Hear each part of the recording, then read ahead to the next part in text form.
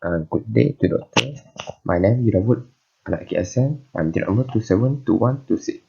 Today I will present about group assignment, Introduction to Psychology. Our group title is the memory.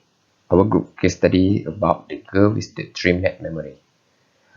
This is our member name and number metric. Uh, Introduction. The memory. The meaning of the memory is the ability of an organism to encode, store, and retrieve information about things or events with the facility of recalling them later as well. Amnesia. Amnesia, the inability to recall certain memories, often result from damage to any of a number of regions in the temporal lobe and hippocampus. Next. There are two main forms of amnesia, retrograde and interrogate. In this case, we only discuss about interrogate. Interrogate amnesia refers to a decreased ability to retain new information. This can affect your daily activity. It may also interfere with work and social activity because you might have challenges creating new memory. The summary from this video case study. In this case study, a girl in this video named Claire, she has a fever after becoming delusional. She was diagnosed with encephalitis. Encephalitis is a rare but deadly illness that causes inflammation of the brain or swollen. She has lost her memory and was hospitalized for 72 days. After 72 days in the hospital, she was diagnosed with anterograde amnesia, a condition in which short-term memory is lost, while the long-term memory slowly returns. To overcome anterograde amnesia, she is advised to write and keep a diary of his daily activity, so that she can read when they forget. Finally, she can convert short-term memory into long-term memories, since is repeating the same task and routing every day. That's all for me. Thank you. Good day to doctor and everyone. My name is Un Hock Hao and my normal metric is 271589. So here I'm going to explain about some of the factors that we consider play a significant role in the learning the behavior that are related to the video. So among the factors that feel important in learning behavior is the factor of forgetfulness memory. This is because forgetfulness occurs because the store memory is never or rarely remembered. As a result, the memory will be fade and also will disappear. In this forgetfulness, factors contains four theories of decay, assuming memory will fade. Theory of disturbance, which focuses on intervals. Failure to retrieve, which is failure to remember memory caused by the disturbance, as well as the theory of motivated forgetfulness, which is the tendency to forget. So the memory is highly dependent on the perception of experience, so that the experience itself leave an impact on our brain actually. So each of the memory in each head has a different capacity, which is the individual differences, as we know that some experiences that do not leave a certain impression are usually not safe, so that they are forgotten. And also we can understand that the memory is not only the ability to store what has been experienced, but also the ability to receive, which known as the encoding, store, which are also known as the storage, and retrieval, which are the retrieval. Good day, Doctor and everyone. My name is Chamichi. My metric number is 270972. I will cover the primary function of the memory in the case study of the girl with the 3-minute memory. Type of memory include sensory memory, short-term memory, and long-term memory. In the case study, sensory memory remained intact as Lisa was able to respond to all her senses. However, her lost short-term memory because anterograde amnesia is an impairment in the ability to learn new things. and the patient is unable to form new memory after amnesia. Claire was temporarily lost everything from her past and recovered later on, but she does not have long-term memory permanently after the death. She suffered from the interrogated amnesia. The next one is the basic function of memory, which including storage and retrieval of information. Rather lost some function encode as implicit or declarative memory, but implicit or non-declarative memory remain intact. Therefore, Claire is unable to remember her experience and new information due to interrogated amnesia. Since Claire cannot store new memory, the retrieval of information is meaningless, except for the memory prior to the interrogated amnesia. That's all for me. Hello, I'm Radhi Durga, metric number 272140. I'll be presenting on fourth question, which is on how to resolve the issues from the case study, the treatments and techniques. First of all, from the case study, the issue that we have been identified was a girl named Claire suffers from anterograde amnesia where her memory resets for every 3 minutes. She will not be able to develop new memories. That means she quickly forgets something that just happened. Anterograde amnesia is when someone's brain is unable to create new memories based on the current circumstances. Anterograde amnesia is not directly treatable or curable. Its underlying disorders can occasionally be managed. However, some form of therapy or treatments may be beneficial. First of all, one of the treatment or techniques that can help people like Claire who suffer with anterograde amnesia is retraining their brain.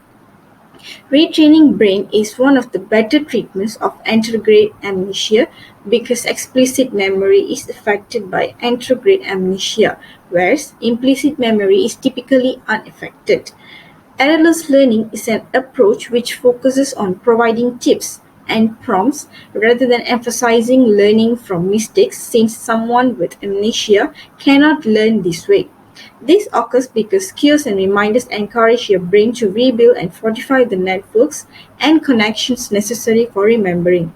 Secondly, procedural learning is where it places a strong emphasis on practice and repetition. Based on the case study, it is proven that Claire needs regularity now more than ever, since repetition is the only thing that she has found to help her hold on to short-term memory.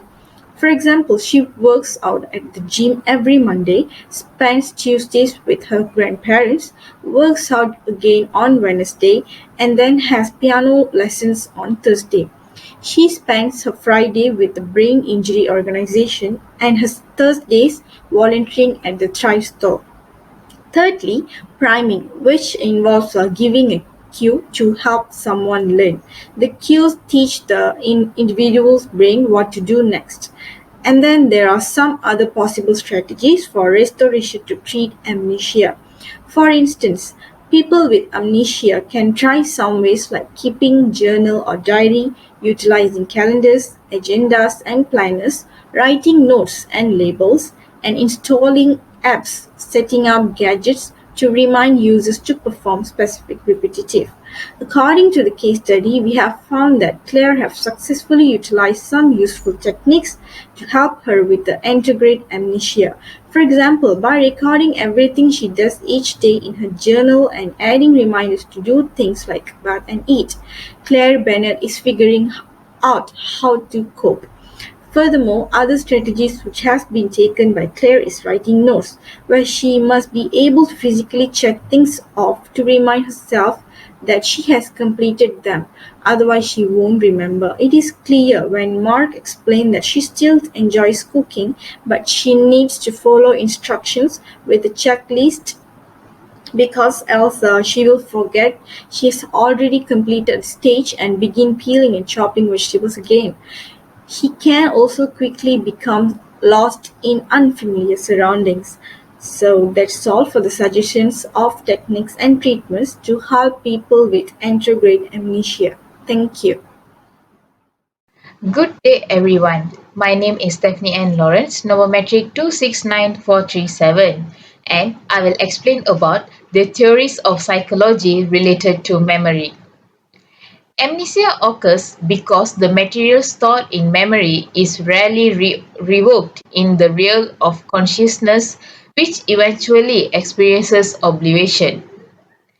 Theory of psychology that related to memory are retrieval failure theory. This theory actually agrees with the interference theory that information that has been stored in a long-term memory is always there, but the failure to recall is more due to the absence of adequate instructions. Thus, if these conditions are met, the right instructions are provided, then the information can certainly be traced and recalled.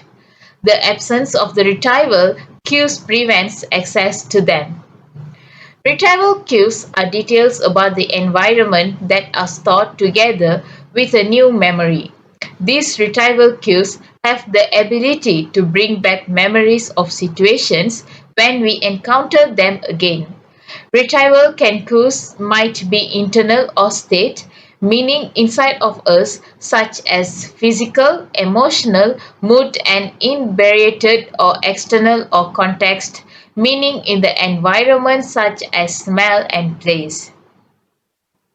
The likelihood that a memory will be recalled is boosted if the individual circumstances and feelings are comparable to the situation where the memory was first processed. We forget because we recall less relevant information.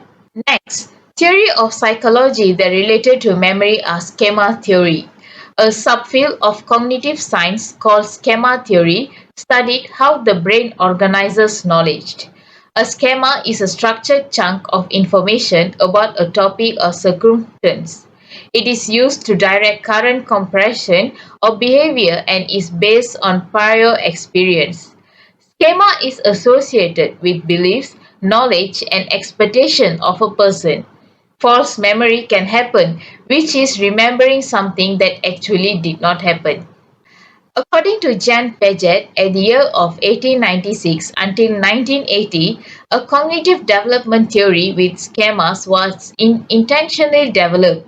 Existing schemas are updated with new information. New information that is difficult to integrate can lead to cognitive dissonance. Schema are compiled to adapt to this new information.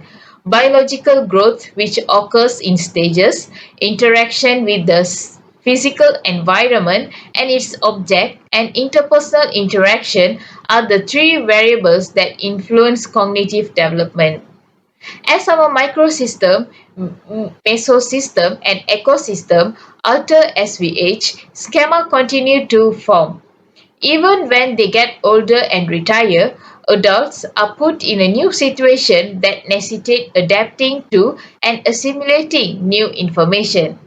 The use of the tools like advanced organizers and memory aids to connect new knowledge to earlier knowledge stored in schema, as well as the significance of prior knowledge of learning, are both reinforced by the schema theory, at least until the capacity to keep a relativistic outlook declines with age. We are better able to manage two conflicting schemas by maintaining each separately in post-formal thought.